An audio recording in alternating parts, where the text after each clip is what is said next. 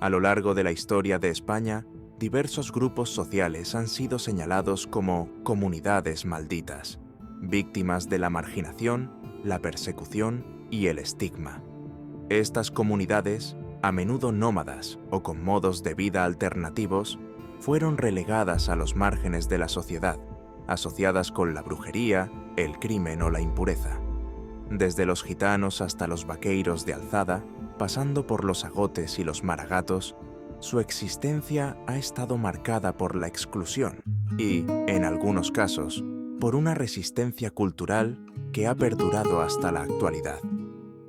En este video pretendemos explorar estas comunidades marginadas y en un próximo video, si os interesa, mostrármelo en los comentarios, hablaríamos de los pueblos malditos de España, como Granadilla, Belchite, Trasmoz y otros. Cada pueblo, cada aldea, cada comunidad maldita tiene su propia geografía del dolor. No es casual que muchos de estos lugares se encuentren en los confines, en las fronteras difusas entre provincias, en los valles escondidos entre montañas, en los territorios que nadie reclamaba, hasta que alguien decidió que alguien no merecía habitarlos. La marginación siempre comienza con el espacio, con la delimitación física de la diferencia. Primero se traza una línea en la tierra, luego en los registros, después en los corazones. España, con su mosaico de culturas y su historia de encuentros y desencuentros, guarda en sus pliegues más secretos estas historias de exclusiones. No es una, son muchas las Españas malditas, las que no aparecen en los libros de texto, pero que conforman el subsuelo emocional de este país antiguo como las piedras.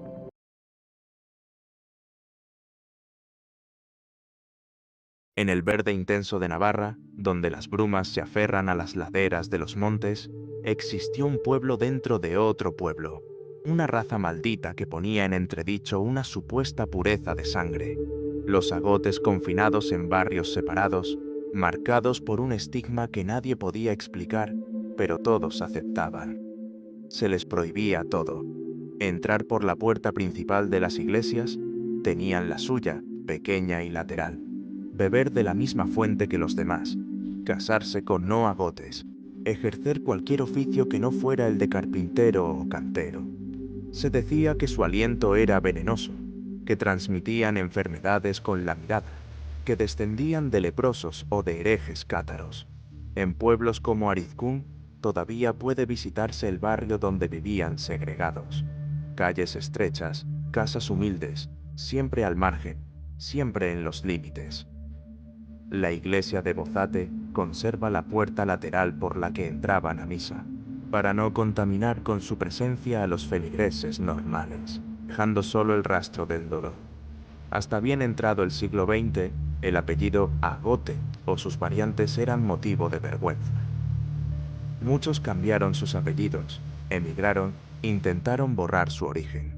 La maldición, aunque invisible, seguía viva en los registros civiles, en las conversaciones susurradas, en las miradas de desconfianza.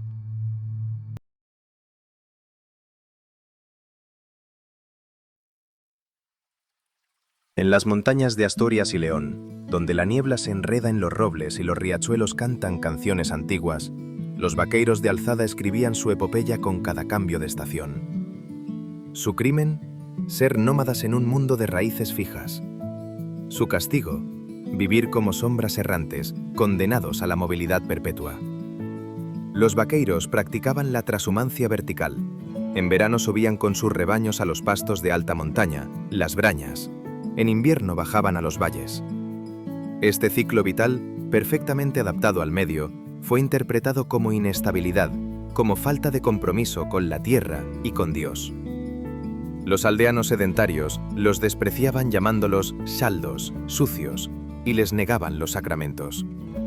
No podían ser enterrados en cementerios de aldeanos, sus matrimonios con no vaqueiros eran mal vistos, se les consideraba una raza inferior, casi una subespecie humana.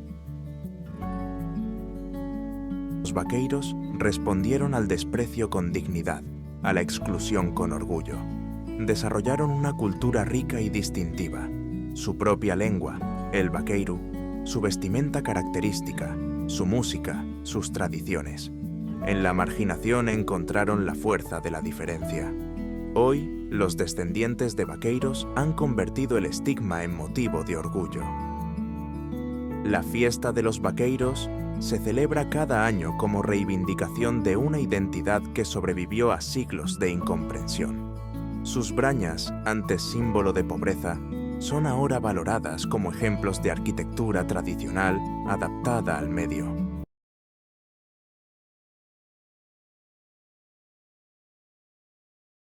Llegaron en el ocaso del medioevo, con sus ropas coloridas como jardines ambulantes, con su lengua enigmática que sonaba a música antigua. Los primeros gitanos pisaron la península ibérica en el siglo XV, trayendo consigo oficios nómadas, miradas directas y una forma de entender la vida que chocaba con el rígido orden que imperaba en aquellos tiempos. Al principio provocaron curiosidad, después sospecha, finalmente se convirtieron en una amenaza. Los documentos de la época los llaman egipcianos, creyendo que venían de Egipto. Traían salvoconductos de reyes y papas. Se presentaban como peregrinos penitentes, pero pronto su diferencia se volvió insoportable para el poder establecido. Su nomadismo desafiaba la lógica de la tierra vinculada, de la residencia fija, del control burocrático. Su música ponía ritmo a lo que debía ser silencio.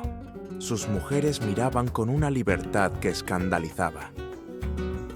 Poco a poco, una leyenda negra se fue tejiendo alrededor de ellos. Se dijo que robaban niños, que practicaban artes oscuras, que sus curanderos conocían pociones prohibidas.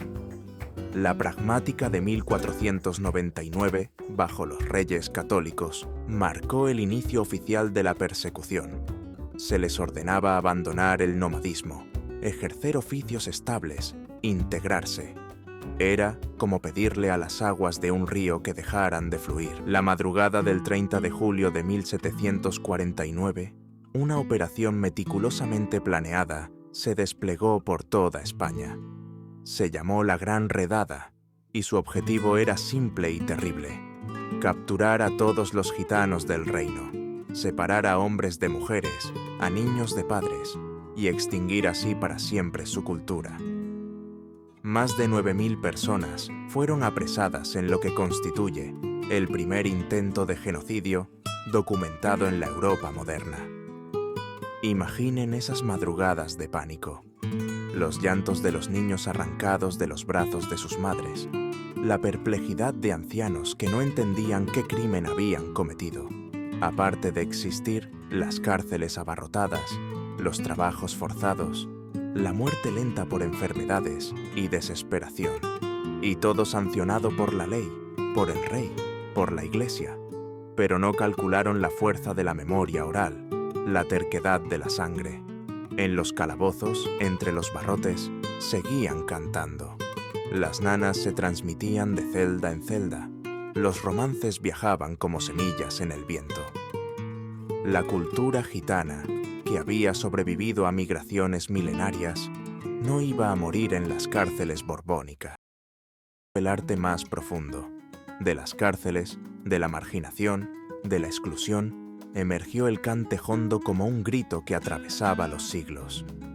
Cada soleá era un lamento por los muertos en la Gran Redada. Cada seguidilla, un mapa de los caminos prohibidos. Cada bulería, una burla a quien quiso silenciarlos. El flamenco se convirtió en el archivo secreto del pueblo gitano. En sus letras se conservaba la memoria de las persecuciones, en sus melodías la geografía de los destierros, en sus ritmos la cadencia de la resistencia. Hoy, cuando el flamenco es patrimonio de la humanidad, pocos recuerdan que su esencia nació de la marginación, que su belleza se forjó en la adversidad.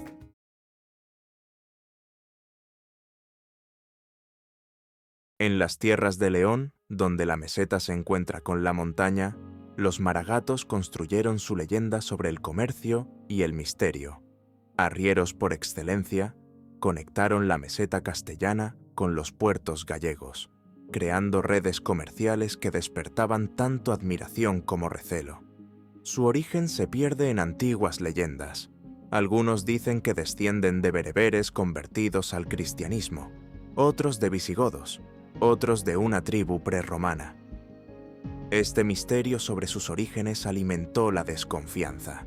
Se les acusaba de ser judíos secretos, de practicar la usura, de tener costumbres extrañas. Frente al rechazo, los maragatos respondieron con una férrea endogamia. Se casaban entre ellos, conservaban sus tradiciones, mantenían una identidad cohesionada. Su famoso cocido maragato, que se come al revés. Primero la carne, después los garbanzos, por último la sopa. Es símbolo de esta terquedad identitaria.